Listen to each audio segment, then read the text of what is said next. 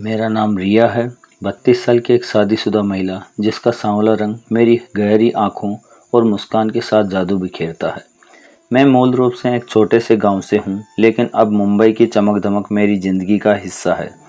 मेरे पति अर्जुन एक बिजनेसमैन हैं और मैं एक हाई प्रोफाइल मार्केटिंग फर्म में असिस्टेंट मैनेजर हूं। मेरी ज़िंदगी अब पहले जैसी नहीं रही। शहर ने मुझे न सिर्फ आत्मविश्वास दिया बल्कि एक नई रिया को जन्म दिया। हर सुबह मैं एक मेट्रो या ऑटो से ऑफिस के लिए निकलती थी। मेट्रो की भीड़ में जहां हर कोई एक दूसरे से सटा होता, मेरे कंधे किसी अनजान के कंधों से टकराते और ऑटो में मेरे बाजू में बगल में वाले से छू जाते। पहले ये सब कुछ असहज करता था, लेकिन अब मैं इस भीड़ के बीच एक अजीब सी उत्तेजना महसूस करती थी। मेरी सिल्क की साड़ी का पल्लू हवा से लहराता और मैं अपनी चाल में एक आत्मविश्वास लेकर चलती। अर्जुन कभी कभी मुझे ऑफिस छोड़ने आते, लेकिन ज़्यादातर मैं अपने दम पर शहर की रफ्तार में बहती थी।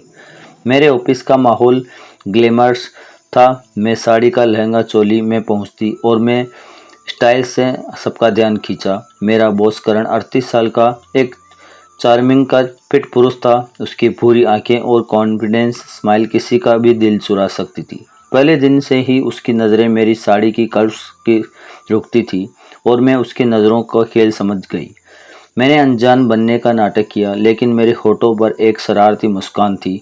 ऑफिस का टाइम सुबह 9 से शाम 6 बजे तक था, लेकिन करण अक्सर मुझे देर तक रुकने को कहता। रिया, वो प्रोटेशन तैयार है, क्लाइंट की मीटिंग के लिए वो फाइल चाहिए, कहकर वो मुझे अपने शीशे के केबिन से बुलाता। उसकी आवाज़ में एक गहराई थी जो मेरे दिल को छू जाती। शुरू में उसकी शक्ति मुझे डराती थी, लेकिन जल्द ही मैंने उसकी डांट के पीछे छिपा आकर्षण पढ़ लिया। मैं उसकी नज़रों का दबाव अपनी मुस्कान से देती और धीरे धीरे हमारा रिश्ता बदलने लगा। एक शाम ऑफिस में सब चले गए थे, सिर्फ मैं, करण और कुछ कर्मचारी बचे थे। करण ने मुझे अपने केबिन में बुलाया। उसने अपनी टाई ढीली की और उसकी शर्ट के ऊपर बटन खुले थे जो उसे और आकर्षण बना रहे थे। रिया, तुम्हारा काम शानदार है, उसने धीमी गहरी आवाज़ में कहा। तुम्हें जल्द ही प्रमोशन मिल सकता है। उसकी नज़रें मेरी साड़ी के पल्लू पर थी जो हल्का सा सरक गया था।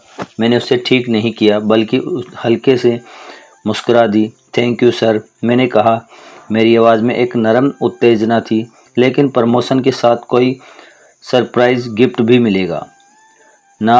मेरी आंखों में शरारत थी और उसकी मुस्कान बता रही थी कि वो मेरा इशारा समझ गया।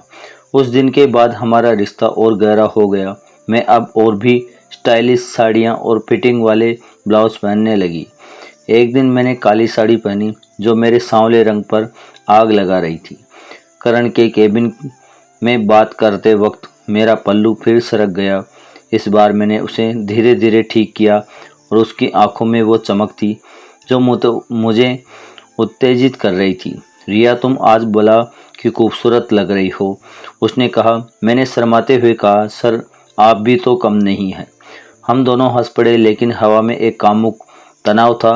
एक रात एक क्लाइंट मीटिंग के बाद 8 बजे तक ऑफिस खाली हो गया।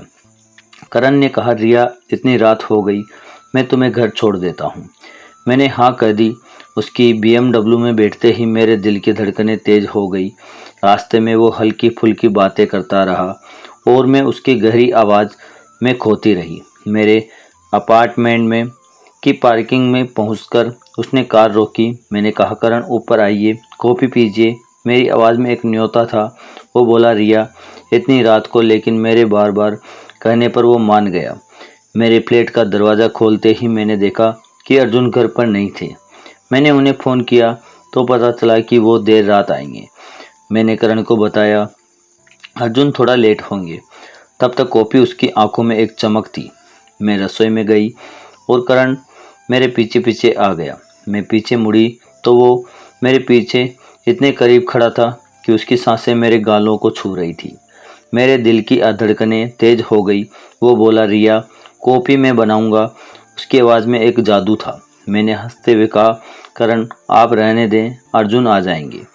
वो मुस्कुराया और बोला, मैं तो उनके आने का इंतज़ार कर रहा हूँ। हम हंसते हंसते कॉफ़ी लेकर सोफे पर बैठ गए। मैंने अपनी साड़ी का पल्लू हल्का सा ढीला छोड़ा और करण की नज़रें मेरे कंधों पर टिकी थी। बातों बातों में समय बीत गया लेकिन अर्जुन नहीं आए। करण ने कहा, रिया तुम्हारा घर उतना ही खूबसूरत है जितना तुम। मैं शर्मा गई और बोली, करण आप भी तो दिल चुराने में माहिर हैं। हम दोनों की नज़रें मिली और हवा में एक कामुक सनसनी थी। उसके बाद हमारा रिश्ता एक खूबसूरत राज बन गया। ऑफिस में मैं उसके केबिन में देर तक रुकती और हमारी बातें अब सिर्फ काम तक नहीं थी।